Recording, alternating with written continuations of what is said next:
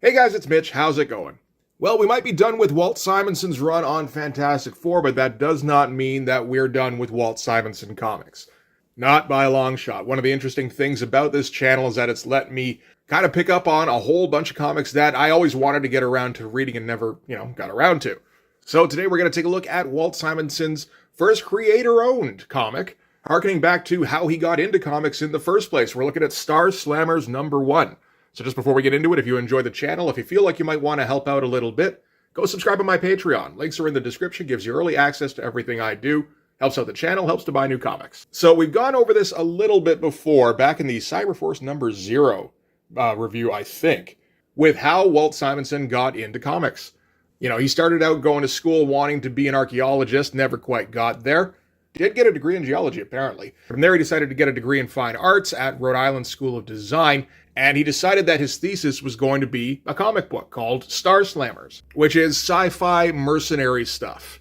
He put together like 50 pages, which he divided into two parts. The first part he decided wasn't good enough to really show anybody, but the second part, he thought, you know what, I think I could probably take this around and maybe get some work out of this. So he used the second part as his portfolio, took that to DC, and was able to get a meeting with Archie Goodwin. It doesn't sound like they 100% decided that they were ready to give him work at that time, so after the meeting he went down to the DC break room, and turned out who was there at the time was Howard Chaykin, Alan Weiss, Mike Kaluta, and Bernie Wrightson. I guess they introduced themselves, they asked to take a look at his portfolio, and Mike Kaluta took the portfolio and showed it to Carmen Infantino's assistant, and they were able to quickly get him work. So that's a pretty great start. And he works at DC for a few years. You know, he starts on Manhunter, he works on Batman for a little bit, he's bopping all over the place, eventually finds himself over at Marvel, and Marvel decided to release Star Slammers as a graphic novel in their Epic line. This is the original thesis that he came up with for his degree. And I imagine at this point, Walt is probably like an industry regular, but isn't exactly super well known just yet until he took over Thor. And then everybody knows how Walt Simonson's Thor goes, and if you don't, we might hit a couple of issues pretty soon, and Walt becomes a superstar. A few years later, he decides to end his Marvel tenure. At this time, creator-owned comics are starting to become more of a thing, thanks to Image Comics. You know, I do my fair share of shitting on Image every once in a while, just occasionally. But one thing you have to say for sure is that Image definitely made the idea of the creator-owned comic property more of a reality. Before that, it wasn't much of an option. Unless you had Dave Sim jabbering in your ear telling you how much you needed to go independent, which a lot of them people did, apparently. So in the wake of the Image guys parting from Marvel, some of the smaller publishers, like not small, we're talking Dark Horse and Malibu, decided they needed to have a creator-owned imprint to try and keep up and try to attract some of that superstar talent. I think you could argue Dark Horse was maybe a bit more successful. They had guys like Frank Miller, John Byrne, Mike Mignola, not to mention Art Adams for a couple of issues anyway. But Malibu was able to get its fair share of impressive talent. Apart from Walt Simonson, they also got Howard Chaykin on Power and Glory, they got Gil Kane on Edge, and they got Jim Starlin doing Breed and Dreadstar. So very interesting time in '94 for comics, as long as you're not following Marvel and DC, because they're just losing great talent left and right. I guess that's what happens when you try to stick to the work-for-hire process, and then, you got a bunch of big names who are like, you know what, I don't have to work for hire. What if I got more money and had the controlling rights on the characters I was working on? Wouldn't that be fun? So that's probably enough of a lead up. Why don't we get into this? So Star Slammers is the story of three mercenaries, but they're like best of the best mercenaries. Walt Simonson describes it as, if you've got like an escaped Star Slammer on a ship full of hostiles, that's about even odds. They're essentially a race of space Spartans. So their whole life is about the military. And as Walt says, they can outshoot, outfight, and outkill anybody. The original graphic novel was about 3 Star Slammers and their adventures. This one is going to be about one in particular, just to kind of follow one along and just witness his own personal adventures. So we can start with the cover. I mean, that's kind of great, really. The big, bulky armor. I guess this is our main guy, Royus. And this is what a Star Slammer looks like, with the big power armor that is vaguely Kirby-esque.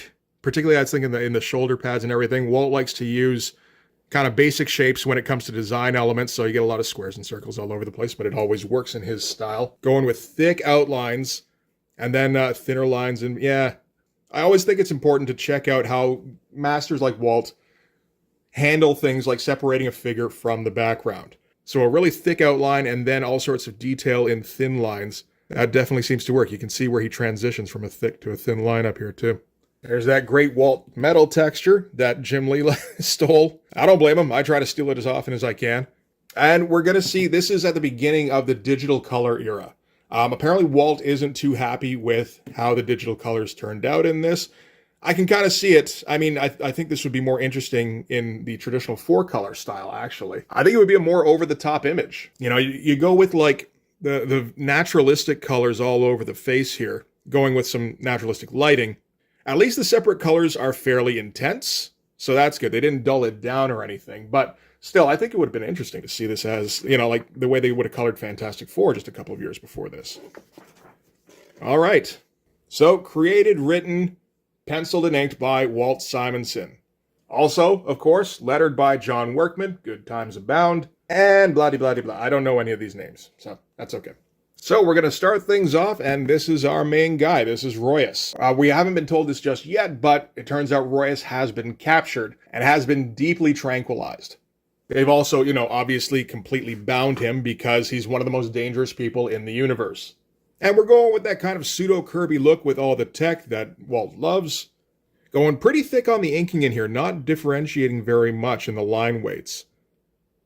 It's interesting. I was reading the back matter, and there's a bit of an interview with Walt in there, and he described his usual process, which is, like, over the course of 4 weeks, what he normally does. First week, he dicks around. Second week, he kind of starts coming up with plots and, you know, starts doing breakdowns, thumbnails, that sort of thing. Week 3, he does more detailed thumbnails and comes up with a script for it. And week 4, it's just bat out of hell penciling and inking. And by the sound of it, he's getting multiple pages done a day. Interesting choice to do a photocopy of the face here as later panels. We do need these later panels to kind of, you know, keep the pacing going. And they would have been similar shots. So yeah, I suppose why not? Just, you know, whenever you see that kind of thing, it's like, oh, you could have drawn that out? Okay. And this opening is going to be fairly confusing, I have to say. Because what we're doing is we're going into the Star Slammer's mind. And it kind of says that, but it's a little oblique about it. So I believe this is like a variation on the Star Slammer's last mission, where him and this crew that he had assembled, you know, they're not Star Slammers themselves, not specifically, but they're probably competent enough soldiers, and with a Star Slammer at the helm, you got to think they're, you know, a step above just about anybody else. They're all loading up for an invasion in a ridiculously awesome, Unicron that they used to get to the planet, you know, and it's just all those basic shapes that Walt usually does. It's just he knows where to put them to make him look very interesting. Always has that kind of Kirby flair to it. You know, they're flying through Kirby Crackle right here. It's digitally colored Kirby Crackle. So it's like off-brand Kirby Crackle, I suppose. And yeah, you see all the vehicles, all the soldiers loading up. Like these are basically tanks, I suppose, just driving in. And we get all that great John Workman lettering in there. But that's a wild shot to start things off with. The only problem is, when I was first reading through this, I didn't know what the hell was going on. And the dialogue doesn't help a whole lot. It's just kind of procedural. What are we doing? Oh, we're going to this place. This isn't even a full-scale invasion. This is more of a reconnaissance and force kind of thing, or just like, as he says, putting out a brush fire. And they load up, and they hop to the planet that they're invading. So, yeah, we're getting these big kind of panoramic shots where we're getting like a sense of scale and everything for just how big the invading ship is. Another thing that Walt mentions in the back is how he was looking at this as an opportunity to really push graphic design. So the way he's going to set up his pages, and I mean, you can see that all over here, where we get our big central image and we get, you know, I suppose all of the Star Slammer's soldiers here. We're never going to get introduced to any of these people because this is essentially a dream sequence. And I don't think too many of them are even really talking. They're just kind of going through the step-by-step procedure for how they would normally do a drop. So they get into orbit, they take out the defending satellites, and they drop these drop ships, where they're swooping in those great Walt swoops, crossing panel borders. Now, don't give a shit about a panel border. We're like half in each panel here. Get down to the ground, drop all the soldiers, and the natives are just standing and waiting for them. The soldiers are super confident about how this is going so far because they haven't seen any kind of defenses that really offer them any kind of challenge, really. And once they get down to the planet's surface, like the natives are just standing there anyway. They're not even trying to defend themselves. They're not charging. The ships are still flying around. They're just kind of targeting, it seems like random areas almost. But it would seem that these natives here are telepathic, or some variation thereof. They get a hold of the mind on one of the guys in the ship, and he just crashes headlong into another one. And the soldiers that are being led by the Star Slammer have like a hive mind thing going on. So I guess once you get a hold of one of them, then that's going to be a big-ass problem. So the hive mind gets broken, and ships start falling out of the sky. It basically just throws their entire usual plan of attack into disarray. Star Slammer orders them to concentrate all their fire on those standing locals, because that seems to be where all the problem's coming from. And I believe he gets crashed into by another ship here. It's a little hard to tell. But we get a great Walt explosion out of it. And then that's the end of Royas's memory. Right, like you check the way that he does these explosions, where it's just an outline shape, and a very basic one at that. And then inside he does the smoke. It's freaking crazy. And it looks fantastic, of course. And then we get a replay, which is an odd choice, but there's a reason for it, because this guy here, who gets referred to as Vidiot, is basically Royas's jailer. He's like a 13-year-old kid, he's telepathic, and he just has to keep an eye on Royas, but he can't help himself from like delving into the Star Slammer's mind, because there's all sorts of crazy, interesting shit going on in there. So he's basically using Royas's memory of the last attack as like a simulation, like as a video game, where I'm going to play this awesome encounter over and over again, and I'm going to use different kind of strategies against Royas. So this time he uses high-tech hunter-killer offensive satellites. They just blow up the ship as soon as it comes into orbit with a big old crack-a-thoom. Royas goes, "These shouldn't be here. What the hell is going on?" Which is interesting, because it's not entirely a memory. There's still like some level of subconscious interpretation, I suppose. And yeah, we get our brief glimpse at the jailer here before he starts over again. So he's been doing this for quite a bit. And this is where he's being held. So this is our description here. Here in the Greater Minoan Co-Prosperity Cluster, excitement is running high as the Imperial cruiser Meredith wends its way slowly home among the stars. Usually the Meredith carries vital supplies from the inner Cyclades to the outer Sporades systems of the cluster, but this time, along with her usual cargo of heavy metals, finished industrial goods, and migrant workers, the Meredith is carrying something infinitely more valuable, a cargo without precedent in history, a live Star Slammer. So that's the big deal, is that this is the first time ever that a Star Slammer has been captured. Everyone's super pent up about it. The stuff we saw earlier with his dreams or his memories wasn't actually how he got captured. Those are just variations that his jailer is running through. He's having fun with it. But basically this entire civilization, whichever civilization captured him, the Minoans, I suppose. This is like an incredible achievement, and we get this big double-page splash to kind of, usher it in here. Wild-looking stuff. Not too fond of the color, but oh well. All right, so then we got a couple of... I'm not entirely sure who these guys are. It doesn't really tell you. They could be engineers, they could be upper echelon, like diplomats or something. Well, no, I don't get that particular feeling. They seem a bit more blue-collar. And they're just watching a news broadcast giving the background on who the Star Slammers are, essentially. As they say here, mysterious warriors from an unknown planet, the Slammers have been the scourge of the known universe for a millennium. So this is taking place 1,000 years after the original Star Slammers graphic novel. I don't know if Royas is one of the original Star Slammers. He might be. Who knows what the deal with these guys is. But I think in that original graphic novel, yeah, they had a reputation, but they weren't, feared throughout the galaxy exactly. At this point, they're like legendary. And the fact that they've got one in captivity is like both incredibly exciting and absolutely terrifying. So after we get our background, we're going to get sort of the hitch in the plans here. So this is somewhere in Knossos in a secret location. And we're getting some unnamed person. This is a bit of there's too much vagary going on in this. That's the only problem I've got with this issue so far. Too much vagary, too much weird terminology. We might get to a point eventually where this all becomes sort of second nature and you can go, okay, this means that, this means that. And the vagary falls into place. But it does make it kind of difficult to get into at the beginning here. Luckily, the art's all pretty spectacular, which is generally what you consider the most when you're flipping through it in a comic book store. And by the end of the issue, I think you're invested enough that you want to go buy issue 2. But you do have to overcome some inertia to kind of get involved in this story, I feel like. But anyway, this is some secret organization that has infiltrated the Meredith with the plan of finding the Star Slammer and assassinating him. as well as his guards. Now, the Star Slammer is already scheduled for execution, I believe, but they want to do this in a way that it becomes more of a media event. They say here they've made deals with the local news outlets. They'll have people on site ready to film everything. And this will somehow drive a wedge between the population and the Emperor that no amount of sophisticated media management will be able to overcome. And in the end, the Empire will be ours. So there we go. Not entirely sure how that's going to drive a wedge between the Empire and the populace. But this guy seems very confident that that's what it's going to do, so I guess we got to take his word for it. So from there, we're going to cut back to the jailer, who's still running through simulations with the Star Slammer. This time he uses a gravity well opening up and drops in a warp mine, which again is something that the Star Slammer figures shouldn't ever possibly be in this situation, but it's enough to wipe out the fleet. Jailer's super happy until he gets stopped by Colonel Feora here. And we actually find out what the Vidiot's name is. It's Renslayer Lustgarten. All right.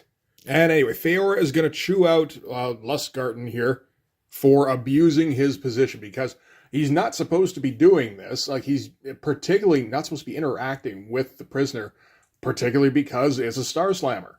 They have him under heavy sedation. They've got him under lock and key, and they don't want anything fucking with anything. And we're going to get a big old splash page that Walt went and signed, which, I mean, sure, it's a pretty good page, I guess. I mean, fairly easy for him to draw, I would think. It's all just figures from straight on.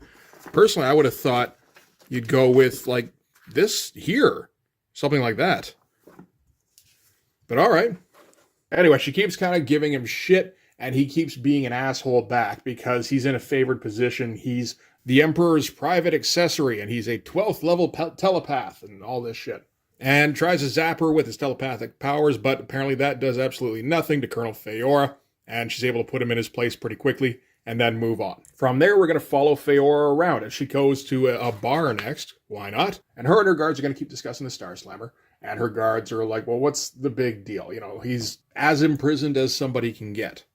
But I guess Feora is very well versed with how capable a Star Slammer is. She's not taking any chances whatsoever. And we get a fun little bit where she walks, through the bar, gets some asshole sitting at the bar who whistles at her as she passes. Bartender immediately cuts him off, which is fun. Feora comes back, asks what the whistling was about, and the patron at the bar kind of stammers out some kind, you want a date? So she immediately grabs him, slams him through the stool. Bartender tells him that'll be 17 drox for the drinks and 250 for the stool.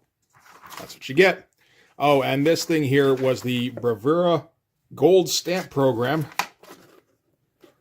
They'll go into a little bit more detail later on. So we're going to cut back to the Star Slammer's cell at this point. Got a bunch of gigantic guards posted outside.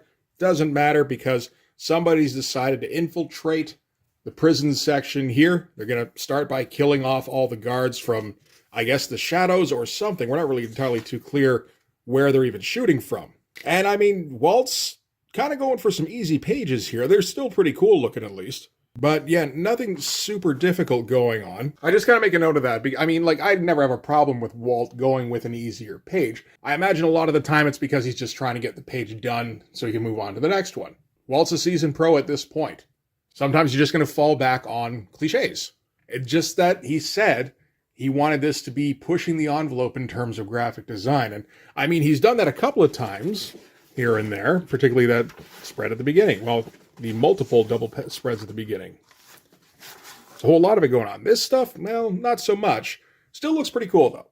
So this is the assassin that whoever was hiring to take out the Star Slammer before they got to where they were going to be executing him.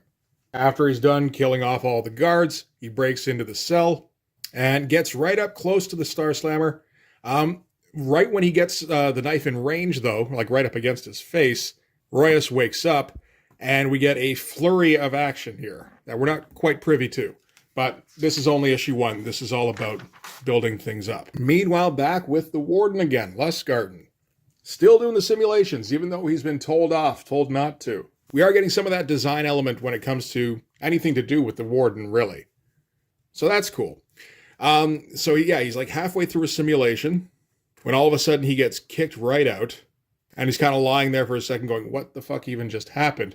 Looks back, sees all his boards are fried. Goes and checks his monitors, finds out that the Star Slammer isn't in the system anymore. And then goes and hits the alarm immediately. We're going to cut back to Feora with her guards running back to the cells. Warden tries to explain, but there's not really a whole lot even to explain. He says it's not his fault, and I mean, it's kind of true, although he should have been monitoring video feed, but it seems like everything has gone down extremely quickly, like quicker than this kid probably could have reacted. And we get like a little pool of blood starting to seep out from underneath the door here. So Feora and her guards break in, and they find the leftover carnage. All the dead guards, and what I assume is maybe another dead prisoner. I'm not 100% sure who that is. I'm reasonably sure that's not Royus anyway. And we end with Feora calling over Lustgarten, telling him that he's going to have to scan these bodies while they're still warm. Pretty cool splash to end on. And I think at this point we're reasonably invested. We've built up the Star Slammer pretty well here. The world, I don't know that we haven't really built it up that much, although we have made it kind of difficult to access, it feels like, with all of the alien terminology, all that kind of stuff. So I'm not 100% sure if that works. It might take more issues of Star Slammers to really get into it. But it's got kind of that Plasm feel. Plasm had the same problem, where they were constantly dropping terminology, trying to make the world feel rich and like it's full of lore and everything, but it also, every time you encounter a word you don't recognize, you're thinking like, wait a minute, okay, wait, which one was that? Like, you got to start making charts and shit. Oh, and this is that Bravura gold stamp thing. And it's, it's pretty much what you think. Where I think you can collect tiers to get, I don't know, like gold editions of something. Like, I don't know if you collect all the breeds, you get a gold edition of breed number 1 or something like that. If you collect them all, I get the impression you can get Bravura number 0, which I'm sure is super special. Odd ad for Martha Washington Goes to War, as published by Dark Horse. Why is that in a Malibu title? I don't think Frank Miller's doing any other stuff for Malibu. And here's that interview with Walt I was telling you about. All promotional stuff. You get a little bit of tidbits here and there. But for the most part, you're not really going to learn a whole lot from that, I don't think. Although this is actually what most of the Wikipedia article on Star Slammer seems to be based on. And yeah, get a nice promotional piece here. This style that he's got right now is interesting because this isn't the style he had going on Fantastic Four. Not quite, anyway. The inking is a lot thicker. It might be faster, but I feel like he was getting some nicer lines in Fantastic Four than he's getting here. Like, I feel like we started seeing this in Cyberforce number 0, and he's just kind of kept it going. I kind of like Cyberforce number 0, where he was using, like, full-page splashes where there really didn't need to be any. But yeah, pretty good-looking comic for Walt. Not his best stuff. Doesn't mean that it won't be his best stuff later on, but I'm not for sure. So far, the best thing I've seen from Walt has been Fantastic Four, by kind of a mile. It's more fun. It feels like the art is more focused. There's more likable characters. That's another thing. There is no likable characters, at least not in this issue. I mean, I think highly enough of Walt that I would continue buying this. It's only a 4-issue series, just to see where it goes. And I'm sure that, there's going to be enough in there to make it worth your while.